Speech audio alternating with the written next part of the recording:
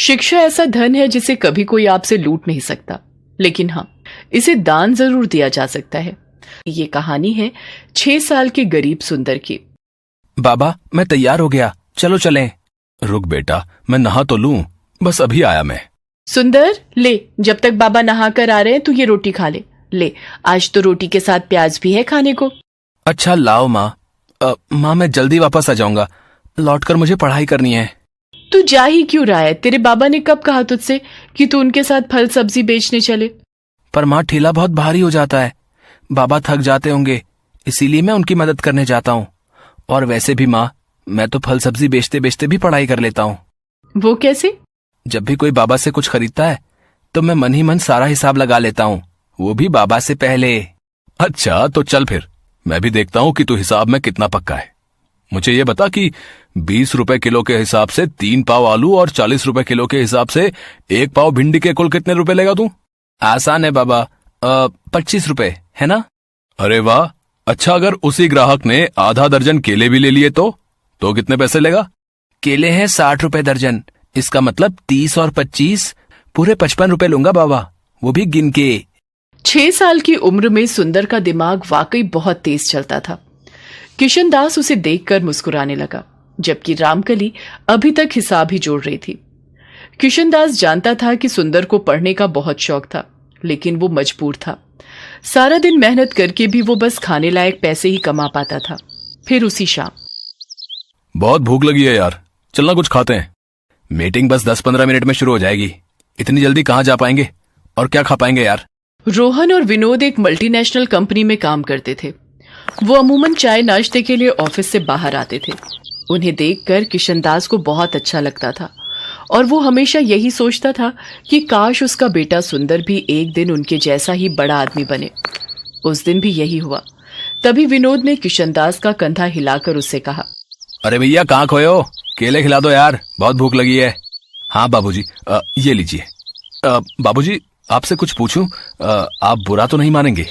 हाँ, पूछो पूछो। बाबूजी, मेरा बेटा सुंदर, उसे पढ़ने का बहुत शौक है, पर उसे अच्छे स्कूल में पढ़ाने के पैसे नहीं है मेरे पास। अच्छा, तो कुछ मदद चाहिए? नहीं बाबूजी, मुझे पैसे नहीं चाहिए, मुझे तो बस कोई रास्ता दिखा दीजिए जिससे मैं अपने सुंदर को आगे तक पढ़ा सकूं। तुमने राइट टू एजुकेशन का नाम नहीं सुना क्या? क्या है ये? सरकार गरीबों के बच्चों के लिए हर स्कूल में 25% सीटें आरक्षित रखती है, जिसके तहत गरीब बच्चे वहां पढ़ सकते हैं और उनकी फीस सरकार भरती है।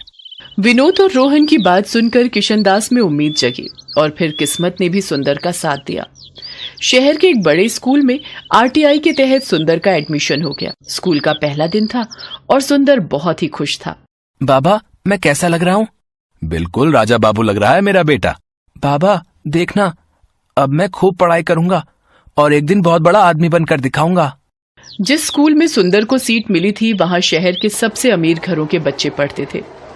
इन्हीं में से एक था विकी, जो नामी सेठ सूरजमल का बेटा था। अमीरी के घमंड में चूर विकी हर वक्त बस अपने पैसों की धौंस दिखाता रहता था और अब सुंदर उसका नया शिकार बनने वाला था। अरे वाह, ये क्लास तो कितनी अच्छी है। हाँ फटीचर, देख ले, आंखें फाड़ के देख ले, क्योंकि इससे पहले ना तो तूने कभी ऐसा स्कूल देखा होगा और ना ही ऐसी क्लास। मेरा नाम फटीचर नहीं है, सुंदर है। सुंदर? इसका नाम तो देखो। सुंदर नहीं, तेरा नाम तो बंदर होना चाहिए। विकी की बात सुनकर सारे बच्चे सुंदर पर हंसने लगे और सुंदर की आंखों से आंसू गिरने लगे। लेकिन सुंदर जानता था कि उसे इन बातों पर नहीं बल्कि सिर्फ पढ़ाई पर ही ध्यान देना है। वो चुपचाप जाकर अपनी सीट पर बैठ गया। फिर कुछ देर बाद, good morning class, today we have 3 new students with us, please welcome them. बेटा अपना नाम बताओ। मास्टरनी जी, मेरा नाम सुंदर है। लो, ये बंदर मिस को मास्टरनी बता रहा है। ये सरकार भी ना अच्छे खासे कॉन्वेंट स्कूल को सरकारी स्कूल बनाकर छोड़ेगी। Vicky, mind your language. Sorry miss. सुंदर, बेटा मुझे मिस या फिर मैम कहो, okay? Okay miss, I will. Very good. तो ऐसा रहा सुंदर के स्कूल का पहला दिन। फिर घर आने के बाद, सुंदर कैसा है तेरा स्कूल?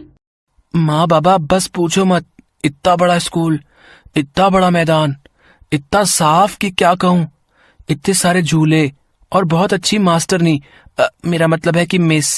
और तूने पढ़ाई की या फिर बस स्कूल ही नहीं हारता रहा? आज पढ़ाई कम हुई माँ। आज शनिवार था ना, तो एक मैडम ने नाचना सिखाया। फिर हम लोग स्कूल के मैदान में खेले भी। सुंदर क्लास में हुई घटना को छुपा गया। किशनदास की आंखों में सुंदर के सुनहरे भविष्य के सपने तैर रहे थे, जिन्हें पूरा करने के लिए सुंदर भी पूरी मेहनत और लगन से पढ़ाई कर रहा था। जबकि बदमाश और घमंडी विक्की स्कूल में हर वक्त उसका मजाक बनाता रहता था, लेकिन सुंदर उससे कभी नहीं लड़ा। ऐसे ही वक्त गुजरता गया और एग्जाम्स आ गए। सुंदर दिन रात बस पढ़ाई में ही जुटा रहा और आखिरकार वो पूरी क्लास में फर्स्ट आया। दूसरी तरफ विक्की को स्कूल के अलावा उसके घर पर उसे अलग से पढ़ाने के लिए ट्यूशन टीचर भी आते थे। इसके बावजूद उसका रिजल्ट बहुत अच्छा नहीं था। स्कूल में हर कोई सुंदर की तारीफ करने लगा। ये देखकर विक्की सुंदर से और भी चिढ़ने लगा, लेकिन उसने मन लगाकर पढ़ाई करने के बारे में कभी नहीं सोचा। ऐसे ही और कई साल गुजर गए। सुंदर और विक्की दोनों ने 10वीं क्लास की परीक्षाएं दी थी और अब उनकी पहली बोर्ड परीक्षा का रिजल्ट आने वाला था। माँ, मैं राम के घर जा रहा हूँ। उसके घर में कंप्यूटर और इंटरनेट दोनों हैं, तो वहीं अपना रिजल्ट देख लूंगा। ठीक है बेटा, भगवान करे तेरा रिजल्ट बहुत अच्छा हो। 10वीं की परीक्षाओं में सुंदर ने न सिर्फ अपनी क्लास में बल्कि पूरे जिले में टॉप किया। सुंदर के लिए हर कोई खुश था सिवाय विक्की के, क्योंकि इस बार भी उसके नंबर बहुत अच्छे नहीं थे। सुंदर को लगातार मिल रही कामयाबी से विक्की के मन में सुंदर के साथ साथ सभी गरीबों को लेकर गुस्सा बढ़ता चला गया। फिर कुछ और साल बीते। विक्की और सुंदर दोनों ही अब यूपीएससी की तैयारी कर रहे थे। दोनों ने लिखित परीक्षा पास कर ली थी और अब बारी थी फाइनल इंटरव्यू की। दोनों का इंटरव्यू एक ही जगह पर था, तो विक्की को देखकर सुंदर ने उससे कहा, ऑल द बेस्ट विकी। ऐसा है बेटा, तू ये सब नाटक मेरे साथ तो कर मत। आज तक तू छोटे मोटे एग्जाम में टॉप करके अपने आप को तोप समझ रहा था ना। अब देख, ये है असली चैलेंज। अब देखते हैं कौन कितने पानी में है। सुंदर ने फिर विक्की को कोई उल्टा जवाब नहीं दिया और इंटरव्यू के लिए अपनी बारी का इंतजार करने लगा। कुछ ही देर में विक्की को इंटरव्यू के लिए बुलाया गया। फिर इंटरव्यू हॉल में, well mister Vicky, tell me, अगर आप यहाँ के डिस्ट्रिक्ट मजिस्ट्रेट बन जाते हैं तो आप सबसे पहले क्या काम करोगे? सर, सबसे पहले तो मैं ये राइट टू एजुकेशन का ड्रामा बंद करूंगा। क्या कहा? ड्रामा? अच्छा, वैसे आप ऐसा क्यों करेंगे? अरे सर, हमारे पेरेंट्स लाखों रुपए खर्च करके जिस स्कूल में हमें पढ़ाते हैं, वहां ये गरीब और चीप सोसाइटी के लोग हमारी बराबरी करने लगते हैं। बिलीव मी, इससे पूरा माहौल खराब हो जाता है। सरकार ने उन लोगों के लिए सरकारी स्कूल खोले तो हैं, तो उन्हें वहीं तक सीमित रहना चाहिए, मुझे ऐसा लगता है। ओके, इसके अलावा मैं एक काम और करूंगा। ये जितने फालतू लोग अपने ठेले लेकर बेवजह रोड को घेरे खड़े रहते हैं, मैं उनका भी इंतजाम करूंगा। असल में रोड पर इन्हीं की वजह से ट्रैफिक जाम होता है। ओके मिस्टर विकी, अब आप जा सकते हैं। Thank you sir. One more thing sir, I want to say. Yes sir, मेरे डैड यहाँ के जाने माने बिजनेसमैन हैं। ये देखिए, ये रहा उनका कार्ड। इसका मैं क्या करूं? क्या कहना चाहते हो? खुलकर कहो। I want to say that I know how to manage man power and deal with that bloody workers, so I think I am the best option for. Okay, you can leave now. Vicky को इस बात का एहसास तक नहीं था कि interview के दौरान उसके हर शब्द से सिर्फ उसका घमंड ही झलक रहा था। अगली बारी सुंदर की थी। इंटरव्यूअर ने उससे भी वही सवाल पूछा जो विक्की से पूछा था। सर, अगर मुझे ये सौभाग्य मिलता है तो मैं सबसे पहले ये कोशिश करूंगा कि राइट टू एजुकेशन के तहत कुछ और सीट्स बढ़ा सकूं। क्यों? इससे क्या होगा? सर, इसी कोटे की वजह से आज एक गरीब का बेटा इस लायक हुआ है कि आपके सामने बैठ सके। मैं बस यही चाहता हूं कि मेरी तरह हर किसी को यह मौका मिलना चाहिए। ओके, और एक बात और बताइए, ये रोड पर ट्रैफिक जाम और ये स्ट्रीट वेंडर्स को कैसे डील करेंगे? सर, मैं कोशिश करूंगा कि सभी वेंडर्स के लिए किसी सरकारी जगह का इंतजाम कर सकूं, जहां वो अपना सामान आराम से बेच सकें। अच्छा, तो आप सरकारी जमीन मुफ्त में बांटोगे?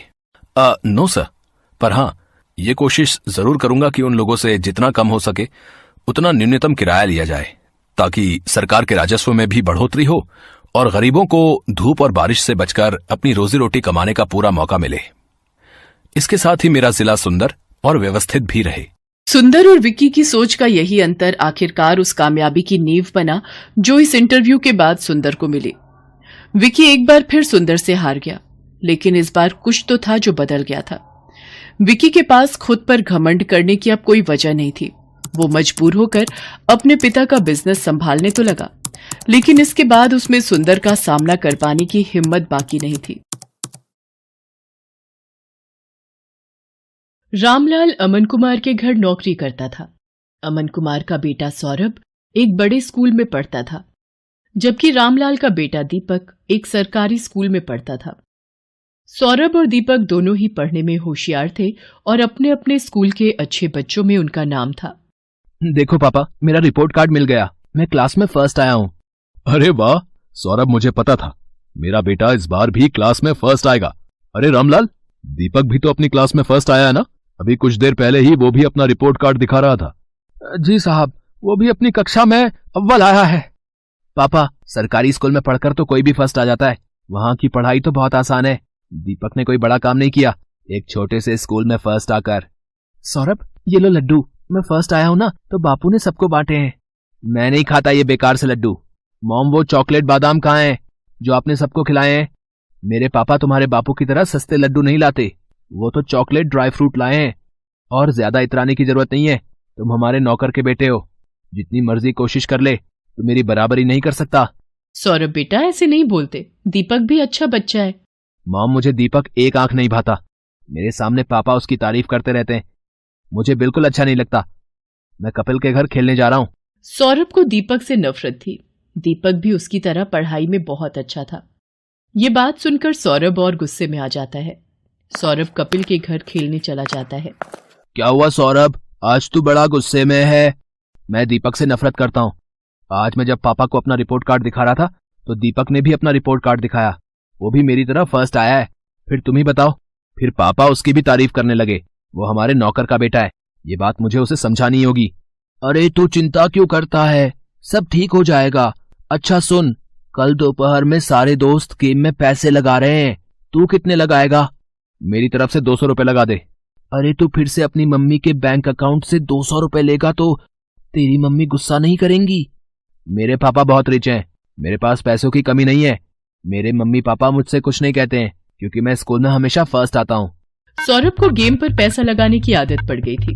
वो आए दिन अपने दोस्त कपिल और बाकी दोस्तों के साथ ऑनलाइन गेम खेलता और उस पर पैसे लगाता। सौरभ पढ़ाई में अच्छा था, इसलिए उसकी मम्मी भी उसे अकाउंट से पैसे लेने के लिए कुछ नहीं कहती थी। सौरभ, तुमने मॉम के अकाउंट से आज फिर 200 रुपए निकाले हैं। पापा, वो मेरा ऑनलाइन ग्रुप गेम चल रहा है ना, तो उसी के लिए चाहिए थे। अरे मुझे पता है, सौरभ ने मुझे बता दिया था कि वो 200 रुपए ऐड कर रहा है। बेकार में गुस्सा होते रहते हो मेरे लाल पर। वो तो ठीक है संध्या, पर चलिए आप नाश्ता कीजिए, बच्चे हैं आपस में लगे रहते हैं। संध्या अमन की बातों पर ध्यान नहीं देती। सौरभ को गेम खेलने की आदत पड़ती जा रही थी। एग्जाम भी नजदीक आ रहे थे। एक दिन, सौरभ क्या बात है, आजकल लग रहा है तुम पढ़ाई पर ध्यान नहीं दे रहे हो। तुम्हारी मैम का फोन आया था, तुम 2 दिन से ट्यूशन में लेट पहुंच रहे हो। मम्मी, वो एग्जाम आ रहे हैं ना, तो मैं कपिल के घर बैठकर पढ़ाई करता हूँ। हम दोनों साथ में ही ट्यूशन जाते हैं, तो पढ़ते हुए समय का पता ही नहीं चलता।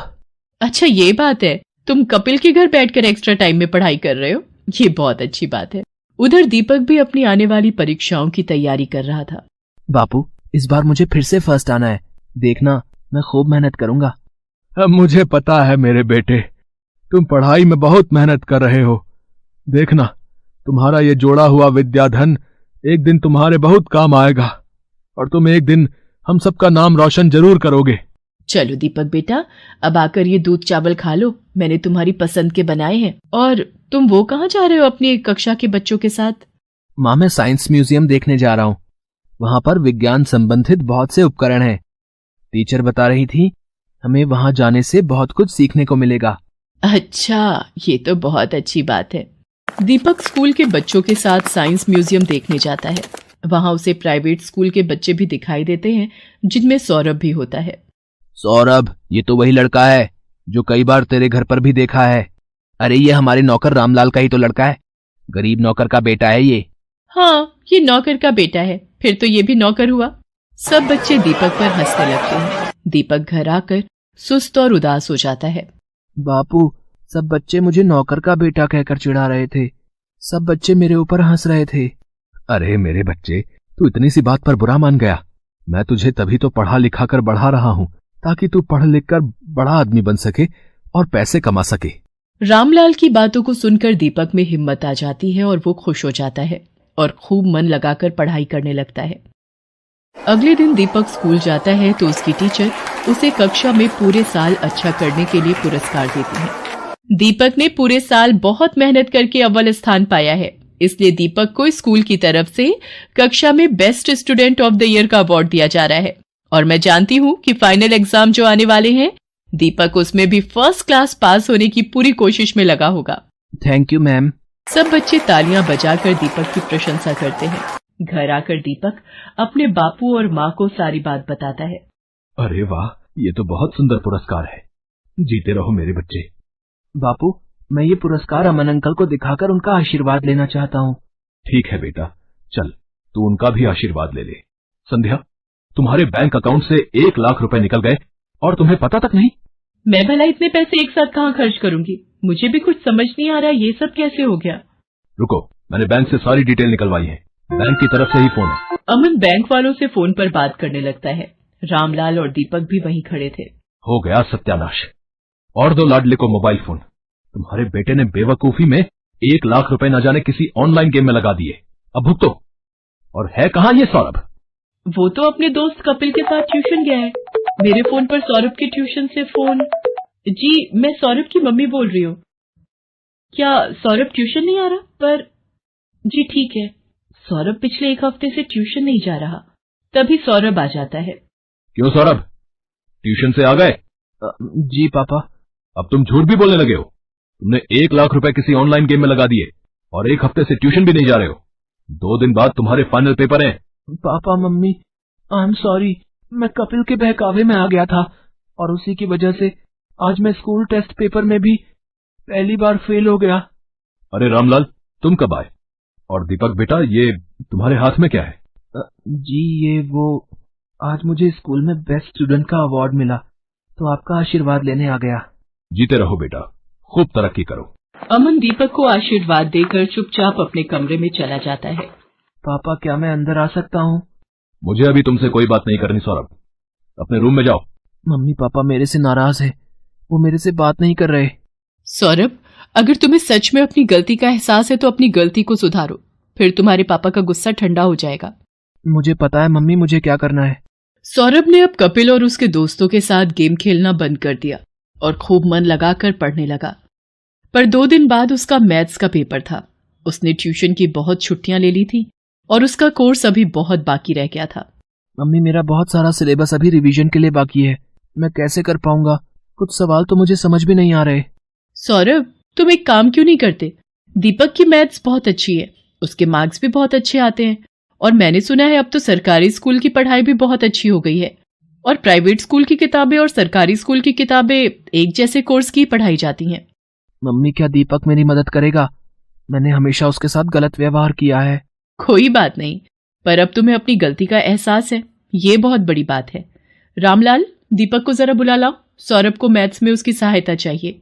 हाँ हाँ मालकिन, मैं अभी बुला लाता हूँ। सौरभ दीपक की सहायता से मैथ्स के पेपर की तैयारी करता है और बाकी सभी विषयों में भी सौरभ अब दीपक के साथ ही पढ़ने लगा। सौरभ भी दीपक की तरह अपने स्कूल में फर्स्ट आता है।